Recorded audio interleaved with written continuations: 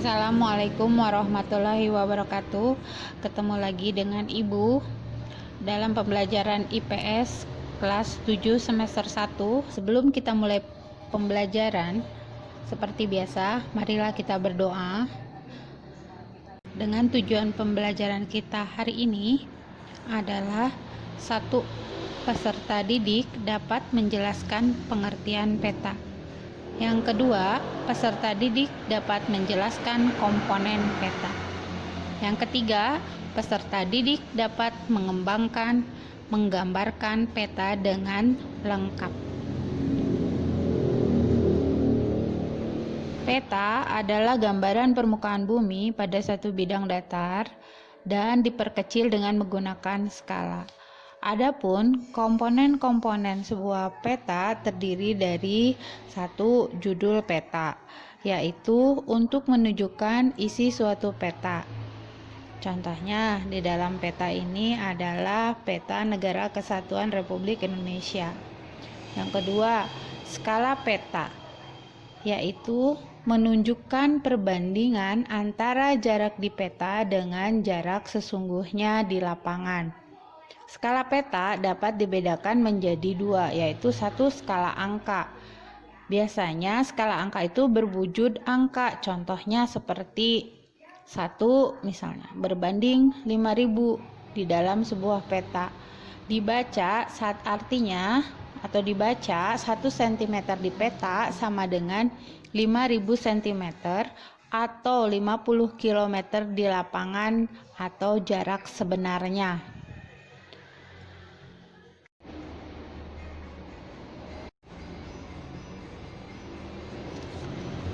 Komponen peta yang ketiga adalah orientasi utara atau yang disebut dengan arah mata angin. Biasanya sebuah peta memiliki orientasi arah utara yang ditunjukkan oleh simbol berbentuk panah dengan bentuk yang bervariasi dengan terdapat dalam peta. Komponen yang keempat adalah simbol peta. Simbol peta adalah tanda khusus pada peta yang mewakili objek yang dipetakan. Tujuan simbol peta adalah untuk memudahkan pengguna peta dalam membaca dan memahami isi peta. Berdasarkan bentuknya, simbol peta dapat dibedakan menjadi A. Simbol titik. Simbol titik pada peta dapat beragam bentuknya. Simbol titik dapat berupa lingkaran, bujur sangkar, segitiga, dan lainnya. Lambang ibu kota biasanya diberi simbol bujur sangkar, gunung api berbentuk segitiga, dan ibu kota kabupaten berbentuk lingkaran. Bisa kalian lihat gambarnya seperti di samping ini. Berikutnya simbol garis. Simbol garis dapat digambar dalam beragam bentuk dan ukuran ketebalan. Ketebalan garis dapat diatur sesuai dengan kaidah perpetaan. Simbol jalan biasanya berupa garis kontinu tanpa putus-putus dengan ketebalan sesuai dengan jenis jalan. Ada juga simbol warna. Simbol warna digunakan pada peta dengan aturan tertentu. Tidak sembarang warna yang dapat digunakan untuk objek-objek tertentu di dalam suatu peta ya. Misalnya di dalam peta itu terdapat warna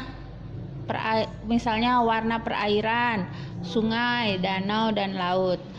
Diberi warna biru.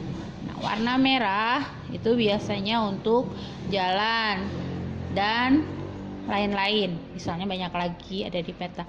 Kemudian warna ketinggian dan kedalaman disesuaikan dengan objeknya yang menunjukkan adanya perubahan secara teratur dan seterusnya. Misalnya kedalaman laut diberi warna biru dengan tingkat perubahan yang teratur dari biru terang ke biru gelap. Biasanya semakin laut itu warna biru itu semakin dalam, maka dia akan semakin gelap warnanya. Simbol area.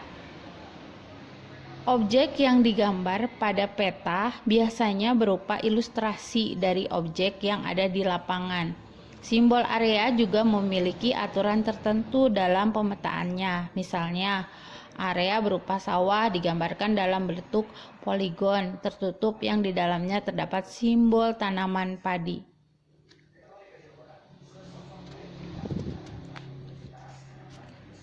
Komponen peta yang kelima adalah garis koordinat. Garis koordinat adalah garis hayal pada peta berupa koordinat peta dalam bentuk garis lintang dan garis bujur. Garis koordinat penting pada peta karena akan menunjukkan lokasi pada peta dibanding lokasi lainnya di permukaan bumi serta menggambarkan karakteristik suatu lokasi atau wilayah yang dipetakan. 6.